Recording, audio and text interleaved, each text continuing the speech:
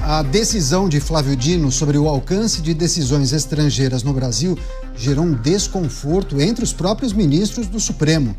Com esse despacho, o magistrado acabou se antecipando a Cristiano Zanin. Zanin relata a única ação existente na corte que trata justamente da aplicação da Lei Magnitsky no Brasil. Zanin havia sinalizado a interlocutores e também ao mercado financeiro que não daria nenhuma decisão às pressas, de forma atabalhoada, sem antes ouvir os bancos e outros envolvidos no tema. Dino, por sua vez, utilizou uma ação sobre o rompimento da barragem de Mariana para tentar amenizar os efeitos até mesmo as sanções americanas, mas acabou acirrando conflitos diplomáticos, emparedando bancos atingidos, as famílias que aguardam a reparação pelo rompimento da barragem que aconteceu no ano de 2015. Interlocutores afirmam que o decreto se destaca mais como recado político do que propriamente pelo impacto jurídico. Vários aspectos, detalhes para a gente analisar com os nossos comentaristas. Vamos ao Rio de Janeiro. O Roberto Mota já está a postos, preparado para trazer suas impressões sobre as notícias que estampam as capas dos principais jornais do país. Mota, seja bem-vindo. Ótima noite a você. A decisão de Flávio Dino, que inicialmente tratava de uma questão que envolvia as ações decorrentes daquela tragédia ambiental, acabaram abarcando talvez outras situações, inclusive que poderiam beneficiar os próprios ministros, uma vez sancionados pelos Estados Unidos na aplicação da Lei Magnitsky.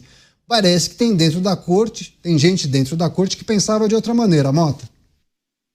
Parece uma minissérie, né, Caniato? Dessas bem complicadas. Boa noite para você, boa noite aos meus colegas de bancada, boa noite à nossa audiência, que cada dia tenta entender o que está acontecendo no Brasil e fica mais confusa. Bom, eu estou na mesma situação que vocês. Eu não consigo entender direito isso.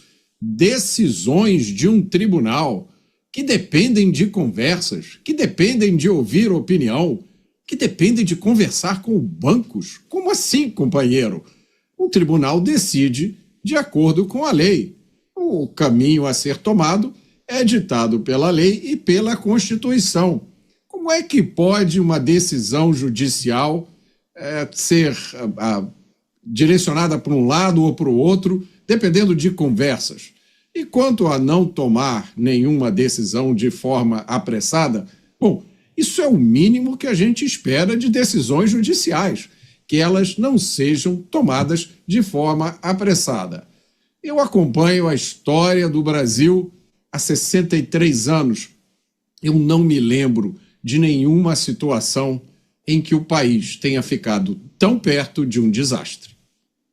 Programa Os Pingos nos Is, uma certa insatisfação entre os próprios ministros do Supremo em relação à decisão tomada pelo ministro Flávio Dino. Chama o Luiz Felipe Dávila, também ao vivo, conectado com a gente. Dávila, seja bem-vindo.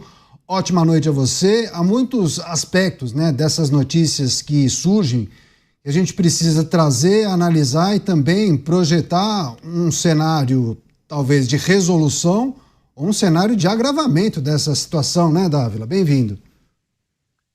Boa noite, Caniato, Mota, Beraldo e nossa querida audiência.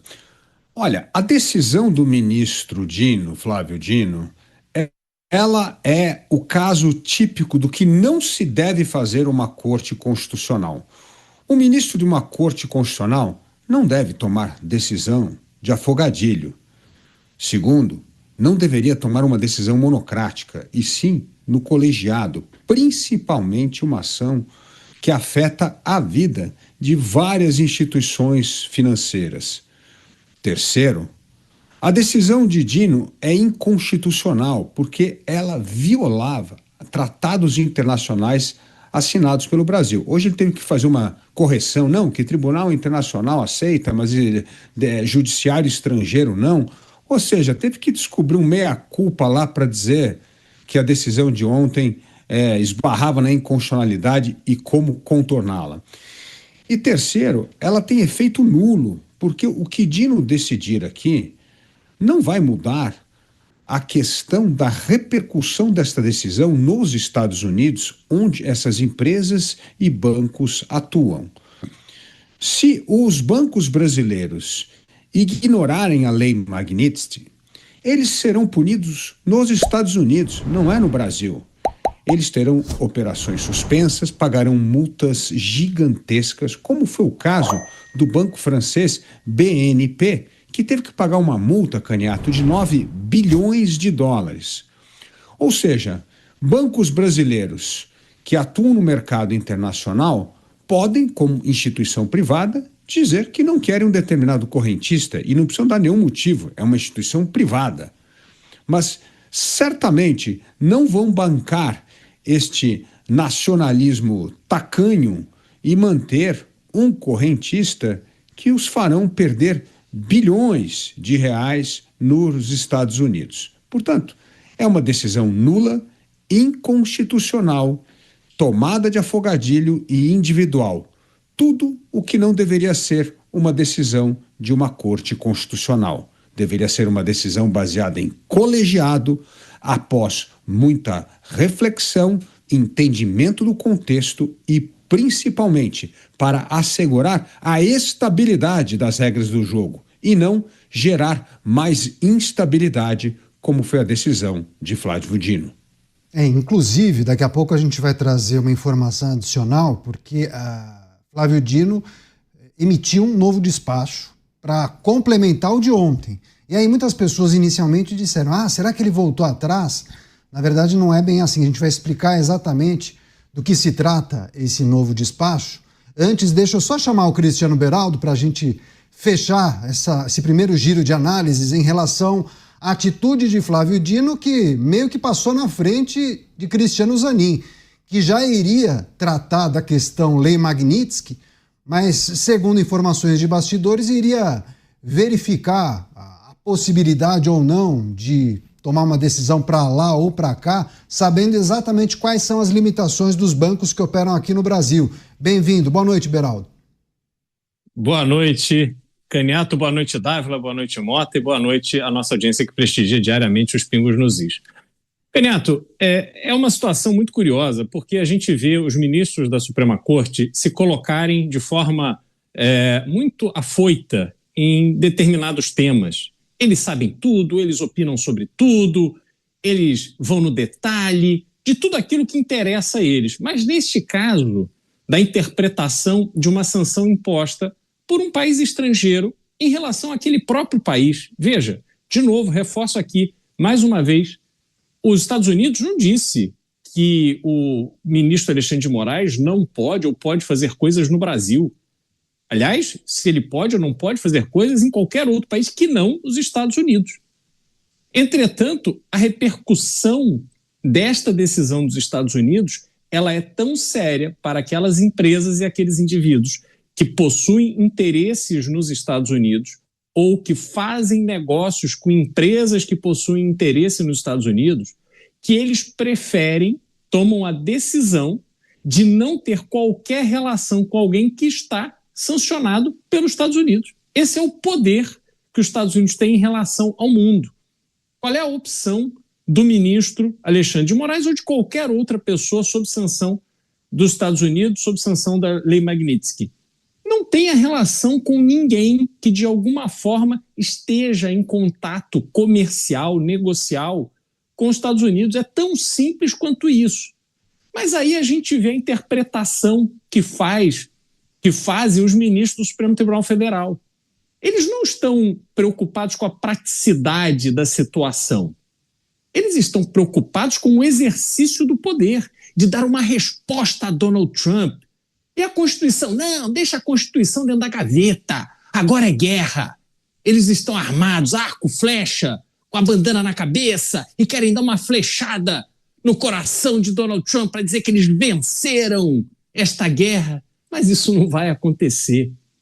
Todas essas decisões tomadas no Brasil, elas podem produzir um efeito negativo, não nos Estados Unidos ou em Donald Trump. Elas vão produzir um efeito negativo nas empresas que estejam submetidas a esta ordem arbitrária e autoritária da Suprema Corte brasileira. Parece uma atitude proposital de não abordar o cerne da questão. E isso mostra para o mundo inteiro que o Brasil nunca deixou de ser a República das Bananas, como ficou tão conhecido mundo afora. E aí tem alguns aspectos que a gente precisa também compreender na dinâmica dos negócios aqui no Brasil, né? Mota, das 10 maiores empresas brasileiras, inclusive a produção ontem fez esse levantamento rápido, acho que levando em consideração o faturamento, 5 são bancos.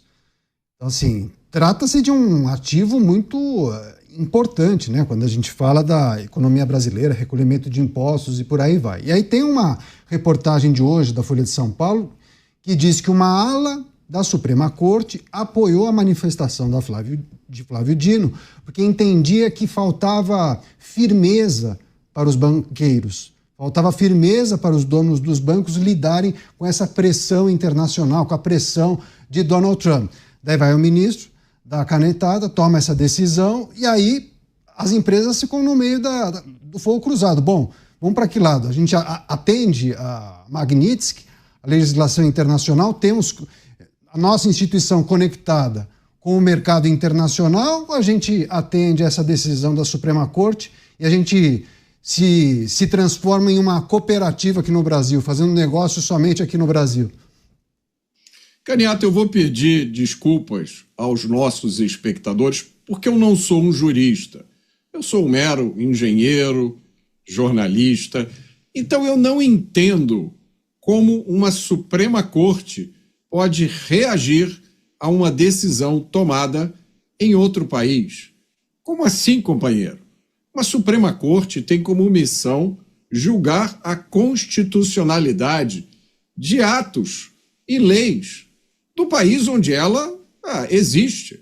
É assim com a Suprema Corte americana. Alguém já ouviu falar da Suprema Corte americana reagindo a uma decisão do governo brasileiro, ou italiano, ou alemão, ou japonês, ou qualquer que seja, russo ou chinês? Não existe isso, porque a Suprema Corte não tem função de lidar com relações exteriores. A Suprema Corte não é ligada ao Itamaraty. A Suprema Corte não faz parte do sistema de defesa externa do país. A Suprema Corte não é uma agência de inteligência. Não cabe a nenhuma Suprema Corte reagir a qualquer que seja o ato de um país estrangeiro. Então, perdoem a minha ignorância, eu não consigo entender como uma Suprema Corte toma uma decisão em um inquérito que já está aberto e que diz respeito a um outro assunto. Ela toma essa decisão para responder a uma medida tomada há 2 ou 3 dias por um governo do estrangeiro. Eu não vou nem entrar no mérito, porque nós já explicamos isso aqui várias vezes. É uma medida totalmente compatível com a soberania do país, dos Estados Unidos. É uma medida que diz respeito às empresas que fazem negócios no mercado americano. Se alguém resolve desobedecer, descumprir uma regulamentação do mercado americano, basta não fazer mais negócios nos Estados Unidos. Então eu vou pedir desculpas aos nossos espectadores, à nossa audiência, mas eu realmente não consigo entender nada dessa notícia, não consigo entender o que está acontecendo. O Dávila, muitos entendem que foi uma medida para pressionar os bancos a atenderem esse entendimento de parte dos ministros do tribunal, como dizendo, olha, se faltava algum documento oficial, alguma sinalização do nosso regramento, da nossa legislação, está aqui, ó. Podem ficar tranquilos que vocês não serão penalizados dentro do território nacional. Tem esse documento aqui, esse despacho do ministro, que pode ampará-los em qualquer tipo de decisão. Mas não é assim que funciona, né, Dávila? Não é assim que funciona. Essa história assim, protege o bolso do ministro que tem conta em banco brasileiro. Não mexe com o bolso dele não, pô. Afinal de contas, aqui é território nacional, quem manda aqui é a gente, não é nenhuma lei estrangeira que vai mexer com o seu bolso. Fica tranquilo, a Suprema Corte está garantido que ninguém vai mexer na sua conta. Essa lógica nacionalista, tacanha, só faz sentido se uma empresa for 100% nacional e só atuar em mercado brasileiro. Aí faz todo sentido. Aí o banco que aqui não tem nenhum negócio com os Estados Unidos, como o Mota falou, tudo bem. Então aí essa lei vale aqui. Ó, banana para os americanos. Aqui o correntista vai ter seus direitos mantidos a qualquer custo. Isso pode acontecer. Agora, como todos os bancos que hoje atuam no Brasil, os bancos grandes, têm negócio nos Estados Unidos, eles olham, sim, com as consequências de suas decisões nacionais, como que elas impactam lá fora. Prova disso, Canhato, que essa decisão estapafúrdia do ministro Flávio Dino fez hoje as ações derreterem nos mercados. Caíram tanto aqui como as ADRs de Nova York. É óbvio, porque isso gera enorme insegurança jurídica. Então, veja só, Mota, respondendo um pouco a sua pergunta, nós não temos uma Suprema Corte normal, nós temos uma Suprema Corte jabuticaba. A Suprema Corte jabuticaba acha que pode legislar sobre o planeta. É a defensora da democracia. Então, significa que qualquer lei vinda de qualquer lugar do planeta que afeta empresas brasileiras, o Supremo tem que se manifestar. Aliás, tem que se manifestar sobre tudo, sobre assuntos que deveriam ser exclusivos do Poder Legislativo. Quando o Legislativo não reage, ela reage para botar ordem na casa e legislar, porque os deputados e senadores não estão se importando com questões importantes, né? Como é a questão de droga, aborto, questão de liberdade de expressão, não gostaram do artigo 19, e aí tem que mudar lá do Marco Civil da Internet. Olha, e o Executivo também tem que tomar cuidado, porque se ele não quiser implementar uma política pública que a Suprema Corte acha importante, por exemplo, como câmaras corporais, ela vai dizer como é que o governador tem de agir. E ele tem que escutar a Suprema Corte, que entende sobre tudo. Ou seja, é um disparate completo. Não existe instituição mundial no judiciário de qualquer democracia que tem esta arrogância de achar que pode se intrometer em qualquer assunto. E aqui ele está falando de uma instituição privada.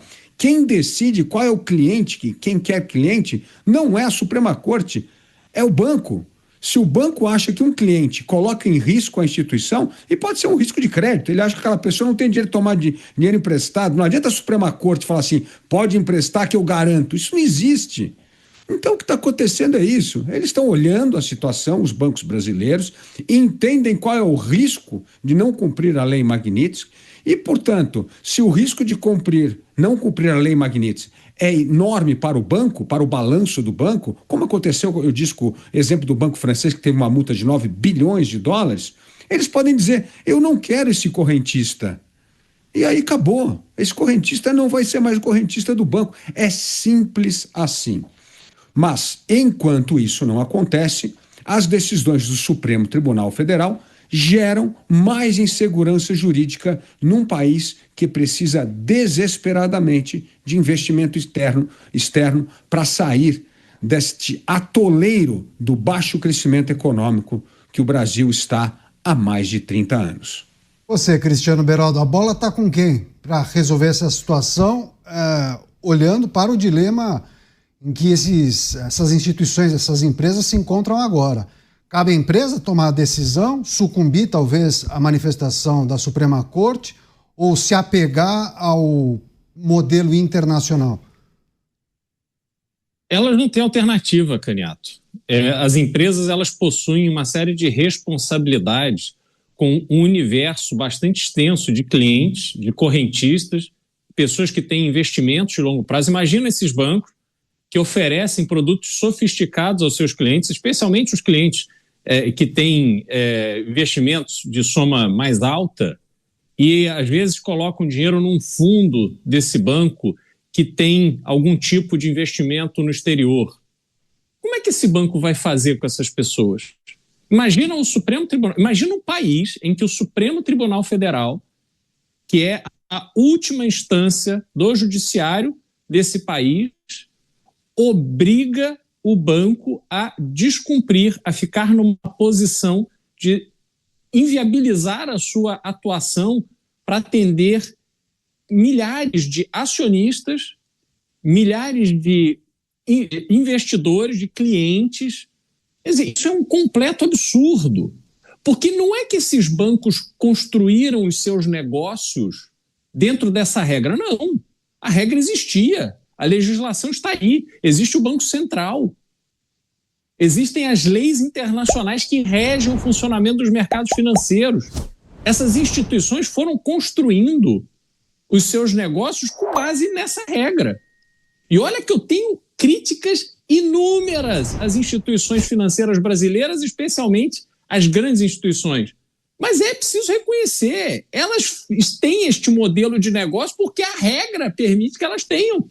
E aí agora, do dia para a noite, por uma decisão que não tem conexão com legislação nenhuma, porque você está tirando de uma empresa privada o direito de defender o seu melhor interesse, o melhor interesse dos seus acionistas, o melhor interesse dos seus clientes, para atender uma única pessoa. Quer dizer, estabelece-se no Brasil, joga-se a Constituição no lixo, que já não somos iguais perante a lei, afinal de contas a gente está constatando isso todos os dias, mas neste caso específico fica muito claro e evidente que existem pessoas que estão totalmente acima da lei. E essas pessoas são enfiadas goela abaixo em todas aquelas empresas que há interesse dessas pessoas em ter relação comercial. Quer dizer, isso não é coisa de país livre, isso não é coisa de país que tem economia de mercado, isso não é coisa de país democrático. E aí a gente assiste a essa hipocrisia e essa incoerência desses mesmos que enchem a boca para falar de democracia e a cada dia que passa tomam decisões cada vez mais autoritárias. Então, Canhato, não é à toa que as ações dos bancos brasileiros derreteram na Bolsa. Eu estou fazendo uma série de reuniões esses 2 dias na Europa, conversando com advogados. Quando eu explico o que está acontecendo no Brasil, eles sequer conseguem entender.